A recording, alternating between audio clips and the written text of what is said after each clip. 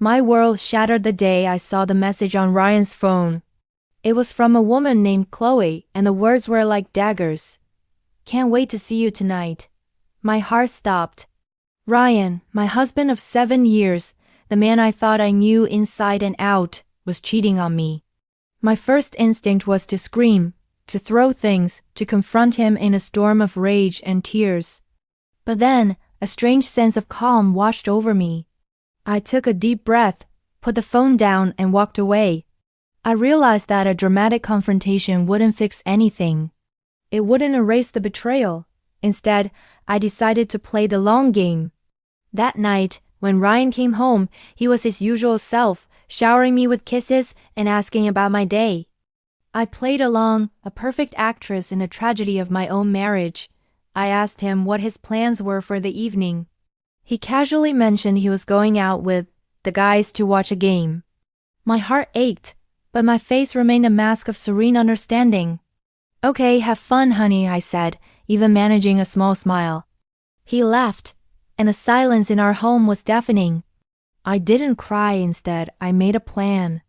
I wasn't going to let his betrayal destroy me. I was going to rebuild my life, piece by piece, on my own terms. The next morning, I called a lawyer. I didn't tell her everything, just that I was exploring my options. I wanted to be prepared. Then, I started focusing on myself. I reconnected with old friends I had drifted away from during my marriage. I threw myself into my work, taking on new projects that challenged and excited me. I even started a new hobby, joining a pottery class I'd always wanted to try. With every new connection and every small achievement, I felt a piece of myself, a piece I thought I had lost, slowly coming back to life. Ryan was so wrapped up in his secret life that he barely noticed the changes in me. He just saw a wife who was suddenly less needy, more independent. He probably thought it was great. The days turned into weeks. I gathered evidence quietly. Screenshots of messages, credit card statements showing hotel bills, and expensive dinners I wasn't a part of. I kept it all in a secure folder, my secret arsenal. It was painful, like reopening a wound every time, but I knew I needed it. I was building a case, not just for a divorce, but for my own sanity. I needed to know I wasn't crazy, that the gut-wrenching suspicion I felt was real. During this time, Ryan became more and more distant. The lies were so frequent they became background noise. I was living with a stranger. One evening, he came home looking particularly pleased with himself. He announced he had a surprise for me. He'd booked us a weekend trip to a romantic cabin in the mountains, the same one where he had proposed.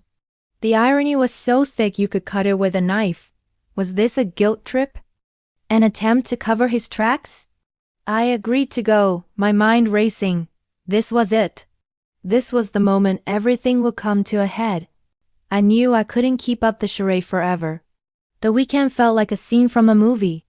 Ryan was overly attentive, constantly talking about our future, our plans.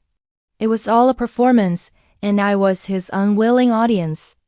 On our last night at the cabin, as we sat by the fire, he looked at me with what he probably thought was a loving gaze. "Amber," he said, "I feel like we've been a bit distant lately. I want to fix that. I love you more than anything." That was my cue. I took a deep breath and calmly said, "Ryan, who is Chloe?" The color drained from his face. He stammered, trying to deny it, but his eyes gave him away. I didn't raise my voice. I simply laid it all out. The messages, the dates, the lies. I watched as his carefully constructed world crumbled around him. He begged, he cried, he made promises, but it was too late. The woman he was pleading with was not the same woman he had married. I was stronger now. When we got back home, I moved forward with the divorce. It was messy, of course. He tried to fight it, tried to make it seem like I was the one being unreasonable. But I had my evidence, and more importantly, I had my resolve. The legal process was draining, but with every step I felt lighter. I was shedding the weight of his deceit. My friends and family rallied around me.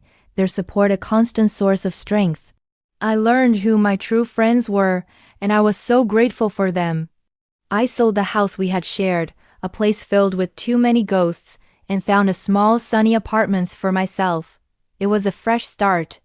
A few months after the divorce was finalized, I ran into a mutual friend at a coffee shop. They told me about Ryan. Apparently his affair with Chloe didn't last.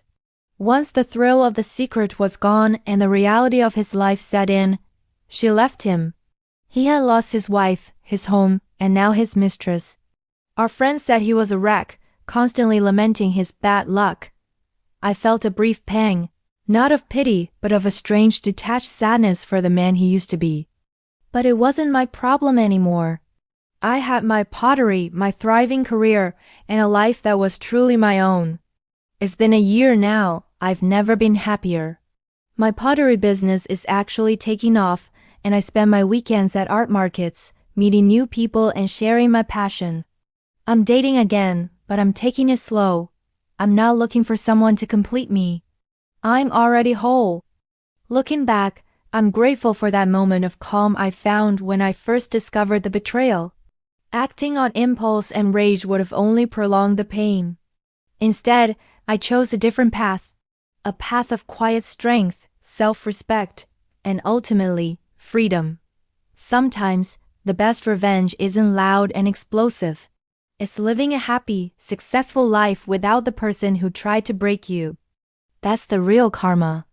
Thanks for listening to my story. If you found it helpful, please like and subscribe for more.